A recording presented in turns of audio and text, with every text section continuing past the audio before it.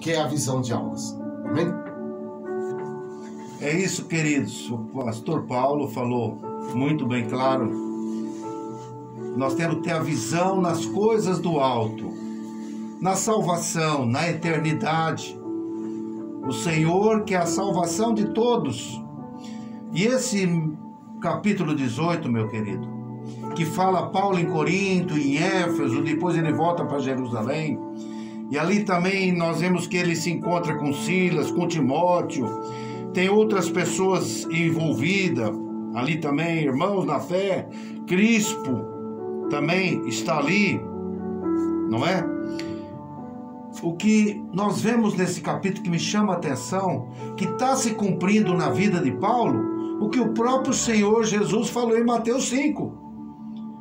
Porque ele diz em Mateus 5, olha, vocês vão pregar o evangelho, vai ter resistência, vai ter divisão, não é? Mas vocês precisam pregar o evangelho. Diz aqui em Mateus 5, no verso 10, por exemplo, bem-aventurados que sofrem perseguição por causa da justiça, porque deles é o reino de Deus. 5,11 diz, bem-aventurados quando vos injuriarem, perseguirem, mentindo, disserem todo mal contra vós. Por minha causa, hein? Por minha causa, por causa de Cristo, o evangelho é pregado. Não é pregado por outra intenção. Mateus 5,12 diz, exultai e alegrai-vos, porque é grande o vosso galardão nos céus, porque assim perseguiram os profetas que foram antes de vós. Veja que nós estamos vendo Paulo aqui, diz que ele disputava nas sinagogas, e quando eu vi que ele disputava com os judeus, sabe o que eu vi? Eu vi a minha casa, eu vi a minha família, porque ele falando dos judeus, ele ainda não estava trabalhando com os gentios, mas ele estava trabalhando com o seu povo, com os judeus. São esses, queridos, que estão próximo de nós, são a nossa família, são os nossos parentes, são os nossos conhecidos, são os nossos amigos, são os mais próximos de nós. Mas diz que ele disputava e ele convencia os judeus e até gregos. Diz isso no verso 4 do capítulo 18. Então ele era, diz aqui no verso 5, 18, 5, Paulo era impulsionado pela palavra de Deus. Ele testificava aos judeus, ele testemunhava aos judeus. O que é que ele testemunhava? Que Jesus era o Cristo, né? O que quer dizer isso? Que Jesus é o Salvador, que Jesus é o ungido de Deus, que Jesus é o mediador que veio salvar. Ele testificava, ele testemunhava, ele era impulsionado pela palavra. Querido, você que conhece o Senhor Jesus, conhece a palavra de Deus, qual está sendo o impulso da palavra de Deus na sua vida para pregar o evangelho? Qual está sendo o impulso? E eu quero te dizer, meu querido, o aferidor para a nossa vida, para a minha vida, para a sua vida e para a vida de qualquer um de nós, o aferidor é: você está sendo perseguido? Você está sendo caluniado? Você está sendo desfeito, acusado? Você está sendo resistido? Porque o que vai aferir se nós estamos no caminho da pregação do evangelho é se há perseguição, é se há acusação, é se está havendo alguma resistência. Porque o evangelho nunca vai ser bem recebido. Diz a palavra de Deus que até os irmãos de Jesus não criam nele. Até os irmãos dele. E assim o Senhor disse, olha, numa casa vai ter 3 contra 2, 2 contra 3. Por causa da minha palavra, por causa de mim. Querido, não há forma. Quando você sai para pregar o evangelho, alguém já se levanta contra. Já tem resistência. Até na hora que se você se levanta e fala, vou pregar o evangelho, já começa a resistência. Já começa a oposição dentro da tua própria casa. Então, meus amados, Pregar o evangelho traz perseguição, traz resistência. Porque quando você prega o evangelho, você fica sendo aquela pessoa que é rejeitada. Porque as pessoas não querem ouvir sobre o pecado. As pessoas não querem ouvir que precisa mudar de vida. As pessoas não querem ouvir que não é para fugir da ira vindoura. Porque se no tempo do Senhor Jesus e de João Batista a ira vindoura estava chegando, você imagina hoje como não está a ira vindoura.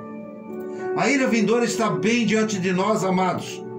E se nós amamos as almas, se nós amamos as pessoas, nós vamos ter que abrir a nossa boca. Nós vamos ter que anunciar a Jesus Cristo, o Senhor, o Salvador. Nós temos que pegar como modelo Paulo aqui nesse capítulo. Ele é o nosso irmão em Cristo.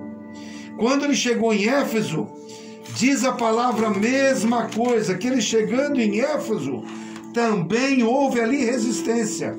Olha o que está 18, 19, ó. E chegou a Éfeso e deixou-os ali, mas ele, entrando na sinagoga, disputava com os judeus. Então, querido, ele levava a palavra, porque ele sabia a preciosidade que é a pessoa receber a Jesus Cristo como Salvador, a reconhecer que Jesus Cristo é aquele que traz salvação e vida e perdão. Então ele lançava o seu coração, ele lançava a sua vida. Querido, todos nós fomos chamados para pregar o evangelho, todos nós, não é? Mas teve a compensação, querido. Veja aqui, ó. Diz que aqui no verso 8, Crispo, o principal da sinagoga, creu no Senhor com toda a sua casa. Também muitos de Corinto, ouvindo-o, creram e foram batizados. Veja, mas tomaram uma decisão aqui, ó. Eles ouviram o evangelho, creram no evangelho e foram batizados. Tomaram uma decisão. Será que nós estamos também levando, exortando, orientando, né? Porque nós não podemos diminuir a palavra de Deus em nada. Nós não podemos acrescentar em nada. A gente sempre ouve um ditado que diz assim, olha, ser batizado, o batismo não salva ninguém. Mas, meu amado, se não batizar, eu te digo, leva para o inferno.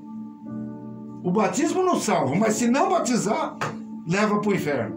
Porque quem crê em Cristo Jesus, obedece a sua palavra. Se batiza como ele ordenou. Olha aqui, e foram batizados.